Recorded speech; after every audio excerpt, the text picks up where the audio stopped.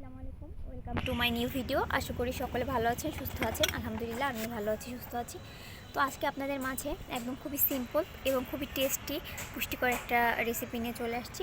তো এটা হচ্ছে আমাদের বাসার আমাদের গ্রামের বাড়ি, আমার আম্মুর বাড়ির হচ্ছে চাল দিয়ে একদম ঢেঁকিতে কোটা চিরা আমি ভিজিয়ে রেখেছিলাম একটু কিছু সময় আগে। তারপরে হচ্ছে পানিটা ঝরিয়ে রাখছি, দেখেন কত সুন্দর ঝুরঝুরা হয়ে গেছে।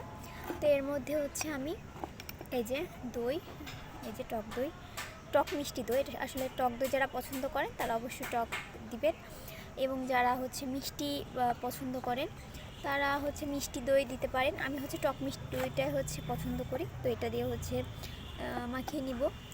আর তারপরে হচ্ছে এই যে, আর বাবুও যেহেতু খাবে তো একটু মিষ্টি পছন্দ করে, বাবুকেও একটু দিব। তো এই যে আমি হচ্ছে চিনি, এই যে চিনিটা নিয়ে নিচ্ছি, চিনিটাও দিয়ে দিব পরিমাণ মতো। এই যে পরিমাণ মতো চিনি দিয়ে দিয়েছি।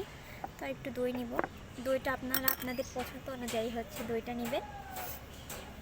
আমি হচ্ছে যে আরও একটু দই দিয়ে দিব। এই যে, আর হচ্ছে এর ভিতর আমি বিভিন্ন ধরনের বাদাম দিয়ে থাকি। তো আজকে যেহেতু জাস্ট এই যে আলমন্ডটাই আছে, তো আমি এই বাদামটা দিয়ে দিচ্ছি। খুবই সুন্দর হবে খেতে, এই যে দারুণ খেতে হবে। আমি একটু টেস্ট করে আপনাদের বলছি। অনেক সুন্দর হয়েছে খেতে, মজা। তো একবার আপনারা এটা বানিয়ে দেখবেন, খেয়ে দেখবেন। এটা কিন্তু ইফতারেও খুবই সুন্দর হবে খেতে, ইফতারেও আপনারা এটা খেতে পারেন, খুবই পুষ্টিকর হবে।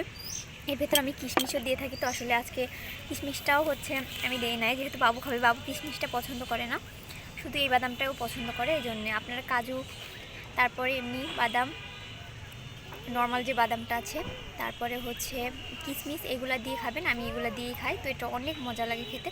তো আজকে এই পর্যন্ত, নেক্সট ভিডিওর জন্য আমার চ্যানেলটিতে সাবস্ক্রাইব করুন। আল্লাহ হাফেজ।